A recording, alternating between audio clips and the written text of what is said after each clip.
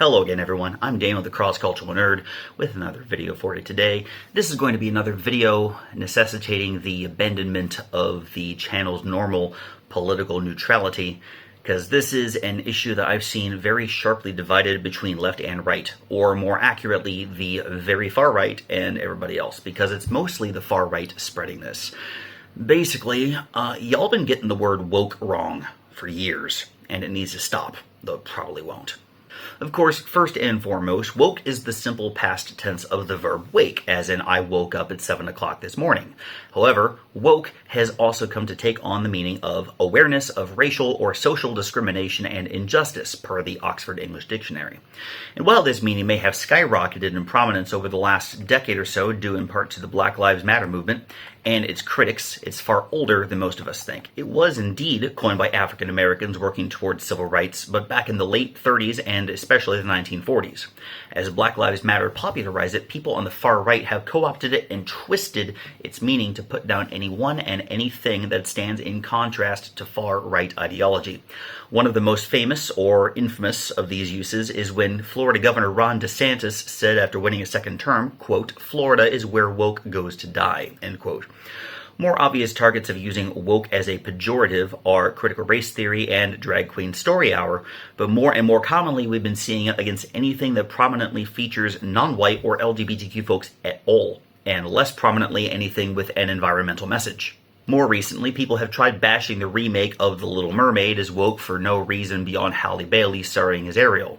I remember at the announcement of her initial casting, people were falling over themselves justifying their denunciations with everything from the fact that the original story was Danish to the claim that it was scientifically impossible for mermaids to be dark-skinned. Pirates of the Caribbean 4 be darned. I can see criticizing changing the race or the sexuality of a character if it significantly changes the story in a way that isn't as good or completely flouts anything that could possibly be historically accurate, like if they gave a black gay character high social standing in antebellum Mississippi. But this is not one of those times. And we've seen similar instances where characters were changed for the sake of representation in ways that didn't impact the story at all, yet were criticized as woke in a bad way.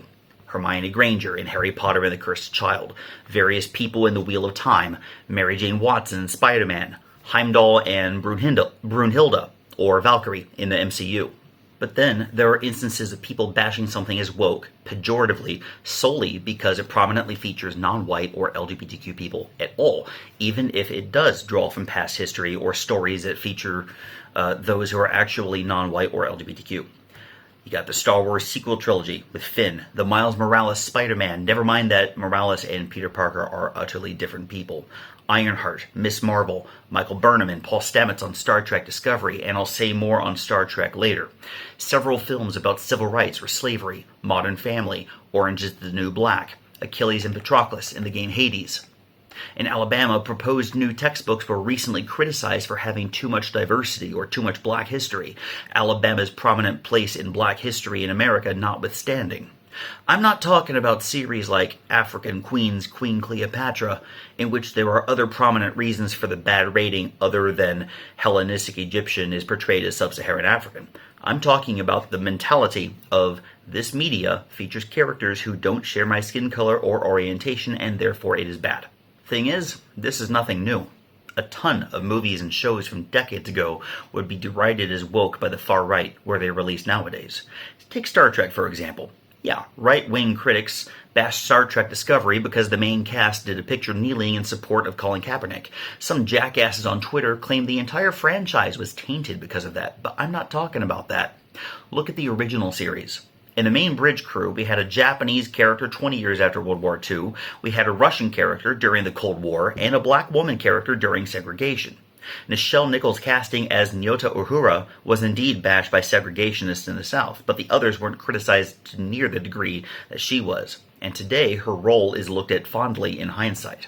If you updated the cast for today's media culture, I could see Kirk being black and the places occupied by Sulu, Chekhov, and Uhura, respectively replaced by an Afghan person, as we just got out of Afghanistan, a Chinese, as China is the US's biggest rival, and a trans or non-binary character, as we're seeing a surge in LGBTQ rights these days.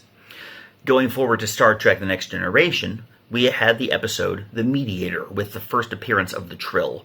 Dr. Crusher had fallen hard for a Trill mediator, but he was killed, and the Trill symbiote was temporarily placed in Riker's body to keep it safe before it could be put into a new host. The new host was a woman, and after the final transplant, the Trill expressed love for Crusher still. Crusher said she still loved the original mediator from before, but wasn't used to these sort of changes, and she hoped that humankind's ability to love wouldn't be so limited someday.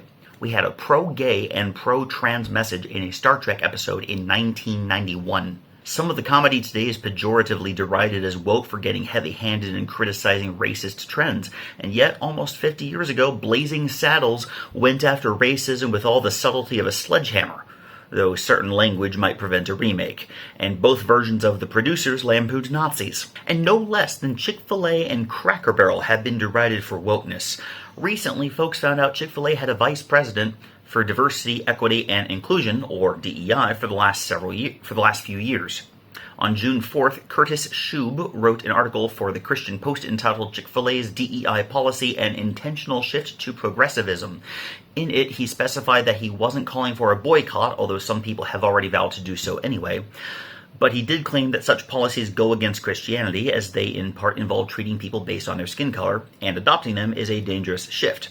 Never mind that in the past, and even today, many have cited the Bible in support of actually oppressing racial minorities, which is unequivocally against Christianity. Furthermore, all the organizations cited on Chick-fil-A's DEI page that they support are organizations that seek to find employment opportunities for racial minorities and for women, to support sustainable local farming, to give back to local communities, and to help the poor. What's wrong with that? If Mr. Shube is worried about Chick-fil-A going pro-LGBT, I think his worries are unfounded, as while the company doesn't donate to Salvation Army or Fellowship of Christian Athletes anymore, its owner and chairman, Dan Cathy, does give to organizations known for anti-LGBT activity. Most notably, the National Christian Charitable Foundation, which, among other things, helped fund that bill in Uganda making gay sex punishable by life in prison. As for Cracker Barrel, right now they're getting some flack for commemorating Pride Month this year, but even before that, remember last year, that great big to-do over there putting the Impossible sausage on their menu? People were going nuts, claiming the chain had gone full woke and they'd never ever eat there ever again over the addition of one vegan food item. Never mind that it gives Jews, Muslims, vegetarians, vegans, and people whose bodies can't properly process certain meats an extra option. One of my college friends, who I should add is the daughter-in-law of a prominent Pentecostal preacher, is one of the latter. The last several years, her body has had trouble properly processing pork, so she has avoided it for a while. She went to Cracker Barrel and tried the Impossible sausage, and she happily reported it tasted like the real thing, and she didn't magically become communist by eating it.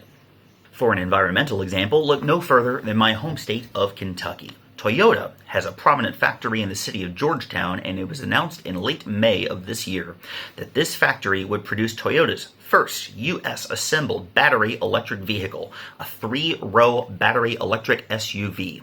This production will add 700 jobs to the Georgetown Toyota plant. I first saw news of this on Facebook, and there were far too many comments complaining that Toyota was going woke now, ranging from saying that they like Toyota but won't buy this model, to demanding a boycott of Toyota over daring to make an electric vehicle. At this point, folks on the far right are throwing around the word woke so much without knowing or caring about its actual meaning that I've come to a kind of a wild thought. I honestly think that if Disney remade Song of the South in 2023, and didn't change the story at all, some on the far right fringe would call it woke garbage because of all the black people in the cast.